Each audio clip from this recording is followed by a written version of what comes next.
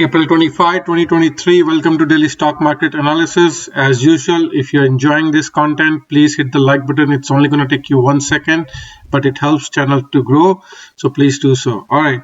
So this is weekly chart of S&P 500. We are getting this sell-off. Basically, it's very simple to trade. You can see there's sell zone here between 41.60 to 43.20. This buy zone around 38.40 to 36.80. And in between is just a chop zone. Okay, all you need to do all throughout every day, I'm telling you guys, all we need to do is sell in sell zone, take profits and wait for the buy zone. Okay, now you have to at least, this is not the time to go long. Okay, although we did get very good earnings from Microsoft and Google that will help push market. But again, most likely we're going to go back in sell zone. You can see this is weekly chart. I'm expecting a little bit more pump. So a little bit more choppiness and then eventually a dump. It's going to be a dump to buy. Okay. It's not going to be like market crashing. That will be around here. Okay. This yellow line, this white line, sorry. That's an ideal area to buy. Okay. So yeah, all you do is sell in sell zone, wait for the dump. At least at minimum you have to wait for this white line is the neutral zone. Okay, actually I'm going to show you here. Okay, this is easier to read. You can see, so these two purple and that dotted line, these are sell zone. Okay, you can see this rotation 6%. Every time we have 6% rotation, you need to switch. Okay, you need to exit profits and you need to look into shorting the market. Okay, so this is S&P 500. You can see 6% rotation, you need to sell. This is almost 6%, you need to sell. Okay, this is 6% almost for 5.58%, almost time to get out of short. Okay, this is 6% downside, time to get out of short. Okay, so you can see this chart very nicely predicts. You can see here 7%. So as soon as you reach 6%, you can start shorting slowly, or you can short around 6 and then you can still be in profit. Okay, here also you can see 6% rotation. So here also 6. So it's a very good visual representation. So now we got 6%. You should be looking to short here, and now we are down to 1.9% since this entry. Okay, so if you shorted around 6% in this one, you would be very profitable. All right, now this chart updates itself. So now the new lines are 41.60 to 43.20, so slightly increased. So if we do get a pump, tomorrow in this zone, look to take profits. All right, do not look to buy, only look to take profits. Time to buy is at minimum this yellow line, which is around 4,000. You have to wait for price to come at least to 4,000 or below. Okay, my ideal target to buy is at least this dotted line or below. Okay, so here I'm looking to take profits or short, and as we getting closer to these bottom lines, I'll be looking to take exit my short positions. So as of now, let's see how market behaves tomorrow. If we do get a pump, then again look to buy short or inverse ETF here. This is very easy market to play. Okay, you don't need to complicate anything. You can just buy SPY, you can buy E-mini futures and just play that. All right, it's as easy as that. And this is another chart. This is the rotation chart. Basically, I was showing another day. So this rotation is my ideal target is between 375 to 400. This rotation is slightly short of that. So we got 337. So it came a bit short. So a proper swing trade is above 350. Okay. So now let's see if we can get another bounce. So it's possible we can get another bounce, and then we can again catch on to this train. So we'll see how it goes. All right. So okay. All right. So let's go back to trading view. So this is weekly chart. This is my expectation. This is May time frame. So people say sell in May and go away, but look to buy the dip in May. All right. So do not look to short too much. This is going to be a dip to buy. I do expect another pump. Again, recap. I was telling this other day, you can see this purple circle. Okay, this purple circle, and if I show you Russell 2000, it's coming very close to the you can see it was down heavily today. You can see this Russell 2000 these cycles. Let's go to daily, maybe it's a bit clear there. You can see these cycles. There are two cycles here. They're coming down and they will be putting pressure on Russell. Okay, and they are putting pressure on Russell. So you can see these cycles are around early May, and they are putting pressure. You can see IWM, which is Russell 2000 ETF. It's down 2.5%. Okay, sold heavily, And again, going back to Russell, look, exactly, I did not change anything. You can watch my videos from last few days or since I started this channel. This line was there for a while now, and I draw this and it's closed. It's touched it and now it's selling. Okay, so this cycle is coming. So most likely later on this week or next week we'll test previous lows, or even can go low, but we'll have some divergence on PPO and RSI. Okay, what does that mean?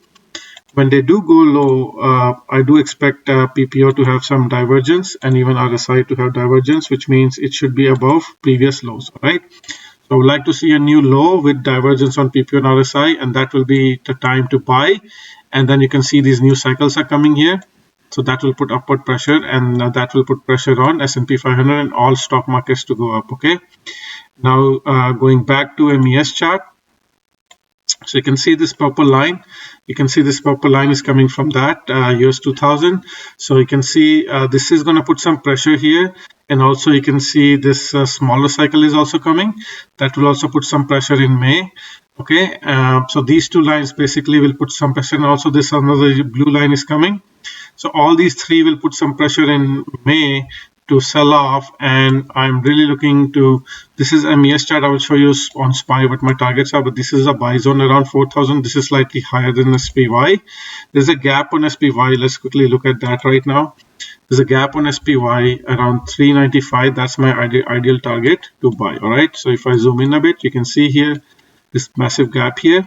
So I think most likely will come and fill this gap and then we'll bounce. All right, so another little bit of chop here and then fill the gaps. Okay, let's go to 1 hour chart and show you what's happened on SPY today. You can see SPY, we gapped down. All right, so there's a gap. So I created a yellow line so we can get rid of this one. We fill this gap. Actually, there was a gap here, so we filled it so we can get rid of this. Now there's another gap here. I don't think it's going to fill very soon, and there's like 3 multiple gaps. Okay, these gaps will eventually fill. We just don't know when. I think it's going to bounce from here. So let's revise this line. I think it's going to bounce from here and fill these probably this top gap now. Okay, and then go down. All right, so that's my projection on from now here. From here we should bounce and then fill this gap at minimum 412 and maybe chop around. So until Apple earnings are done on May 4th, I don't think this market is going anywhere. Apple earnings May 4th, and then I think tomorrow is also Meta, and then Amazon, and then I think market's just gonna chop around and wait until Apple earnings are done, and then we're gonna dump. All right, so that's my expectation. Is again going back to MES, which is futures. So same thing here. Look for a little bit of sell-off and then pump again. And my target for this year is 4,300. Okay, so that's my target. So eventually it's going to top out here and then again dump. All right, so it's just a choppy zone between next couple of years. So it's going to sell here, buy here, sell here, buy here. That's all you need to do. Very easy market to trade. Okay, now so I covered SPY. Let me show you something on futures. Actually, let's go to 1 hour chart. You can see what's happening here. All right. We are in a zone here. Okay, if I get rid of these, let's get rid of volume. Okay, so it's easier to see. You can see S&P 500, or maybe it's easy, very visible on US 1000, which is Nasdaq ETF. You can see we are in a zone here. All right. You can see it's so choppy from last couple of days. This is just a zone here. Okay, so what they're doing is they are like breaking out, false breakout here, then bringing back in the channel. Okay, this is a channel. Okay, and today we gapped down. Okay, we broke down and now we are back again in the channel. Okay, so it's most likely we're going to go and top goes to top around 13,100. Okay, so look at what's happening here. We break out, false breakout, came to the bottom of the channel. Now we broke down, going to the top. Same thing here, broke down, going to the top, broke out, going to the bottom. So it's just choppy, very, very choppy from last 2 weeks. Okay, it's like killing traders. Okay, day traders have a nightmare right now. So I think most likely we're going to go back to the top of the channel, and then that will take us to next couple of weeks until Apple earnings, and then gonna dump. All right, that's what I think most likely what's going to happen. All right, so let's go to daily chart on triple Qs. Which is Nasdaq ETF. You can see on 1 hour chart it filled gaps. There was a gap here. Actually, let me show you here. There was a slight gap here. You can see here. No, not here. Sorry, I had it there and then I got rid of it. I think it might be here. Yeah, this one. Okay. You can see this gap here around 313. There was a slight gap here, and then they filled that gap. All right. So that gap was filled today, so I got rid of that. Now there's another gap here which came very close to 307, still not filled. And let's see if there's any other gap on daily chart on triple Qs. No, that's the only gap left. So now there are multiple gaps to the top. So if I go back to 1 hour chart, we had a gap down, and then there are multiple gaps. I always have these targets, 3 targets. So it's possible now we're going back to the top of the channel, and then it could be possible we could like go up and fill one of these gaps and then dump. All right. So this dip will be buy to buy. We came very close to this trend line, still did not touch it. So I'll leave this trend line here.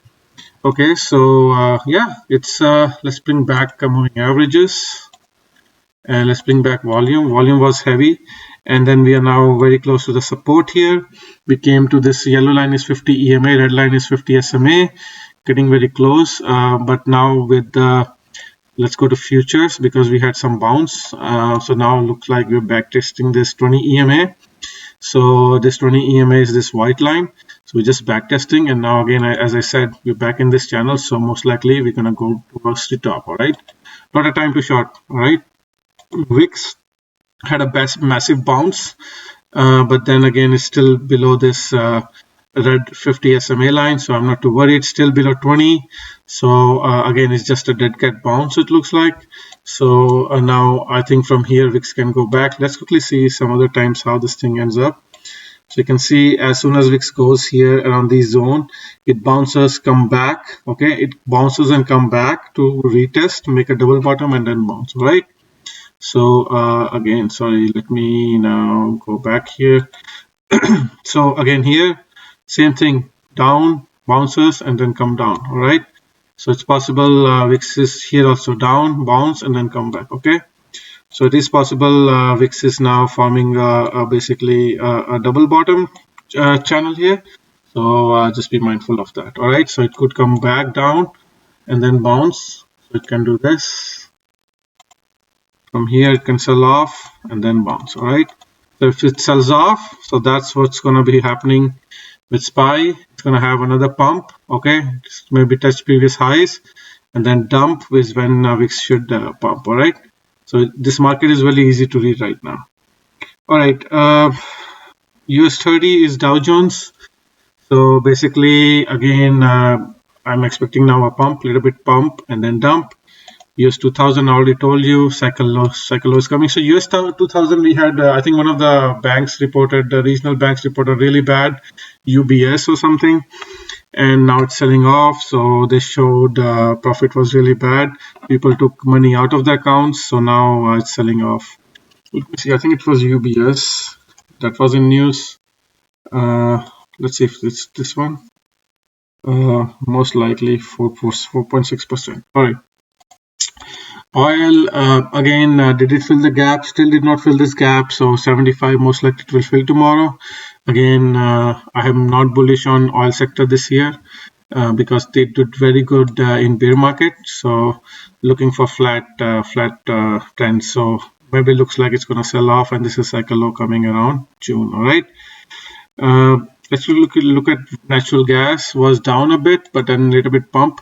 There's this gap here, so I want this gap to fill. Until that, I'm not looking to buy natural gas. So from here, let's see, from this top here, so around 6.8%, I want this gap to fill before a bounce. All right, so that's what my trade is on natural gas. Bitcoin bouncing basically with Nasdaq. Now it's finding resistance right on this 20 EMA. This white line is 20 EMA. It needs to close above that. Also, this green line 10 moving average is coming. Let's quickly look at futures. See, same thing. It's right on top of that. So it is possible we can have a retest of this previous highs with the bounce and then sell off. You can see this cycle low is coming here. So maybe retest and then come down. Okay. So again, this support can find support around here. All right. So sorry, there's a lot of data here. So it can come down and then find support here and then bounce. All right. Ethereum, Again, same thing, maybe bounce and then come back. This is a big, basically, let's go to futures. That's where my cycles are, I think. Okay, yeah, here you go. You can see Ethereum. This cycle low is coming around 8th of May, so it's going to dip and then bounce. And then I think most significant risk is around 5th of July. All right. Dollar index bounced today. Was something interesting happened. Dollar was bouncing, gold was bouncing, so it was like, and Bitcoin was bouncing, so it's like really confusing market. So that might be the early sign today that they're going to pump after hours. So a very interesting day today. But dollar, I'm expecting more weakness. Gold was up today. Again, I'm not interested until it comes to 1920 zone. That's my support. I'm looking to buy there. Silver will follow same. So again, looking for sell-off. And then gold futures, again, same thing. Cycle low is coming here. So looking for sell-off here. Palladium was down, but it's in the buy zone. Okay, this is a good time to buy. Yeah, this is a good time to buy, but I ideally would like to see a new low. So if gold goes down to 1920, it's possible we can see a new low. I told you guys yesterday I would like to see a new low like here, and then with divergence on RSI. Okay, again like here with divergence on RSI for a bounce. Okay, so as of now I haven't seen that, so that's what my preference is, but these are good areas to accumulate. All right, TNX mortgage rates are dumping, another gap, and then there are two more gaps down this trend line here.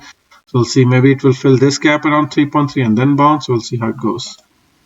Bonds were very bullish.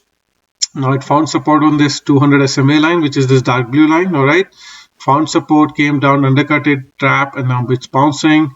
Now the thing is, there's a cycle low coming here, so I think it could come down here a little bit more and then bounce.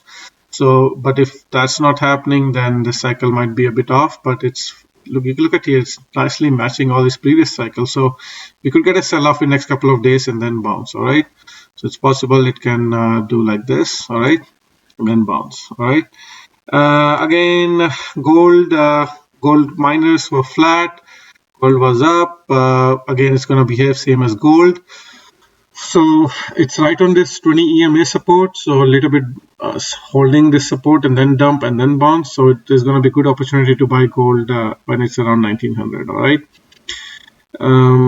Now let's look at XLE energy sector. This gap here, looking for all these gaps to fill. It will be really good to buy here, but maybe in May we'll get that sell off and then we can buy it here. Utilities was flat, basically a little bit pump and then doing a dump with the S&P 500. That's what I'm expecting. XLV, same thing. Did it close this gap? Let's go to 1 hour chart.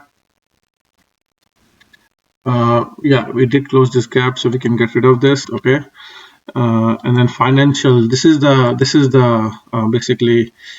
You can see how nicely it's matching this cycle low here. You can see how it's selling off. 1 day massive dump. Okay, so next couple of days will be very bearish for financial. It could even come to test previous lows or even go lower, but this will be a great opportunity to buy financial. Okay, so keep an eye on that.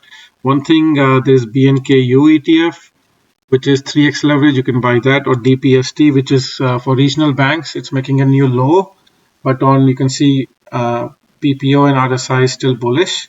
So that's something, if you want to take a lot of risk, you can buy that. XLI, again, industrial, fill this gap, so you can get rid of that. And now basically it can pump from here, a little bit pump, and then it's going to dump. All right. XLE, again, looks like it wants to maybe a little bit pump to cover these gaps and then dump. All right.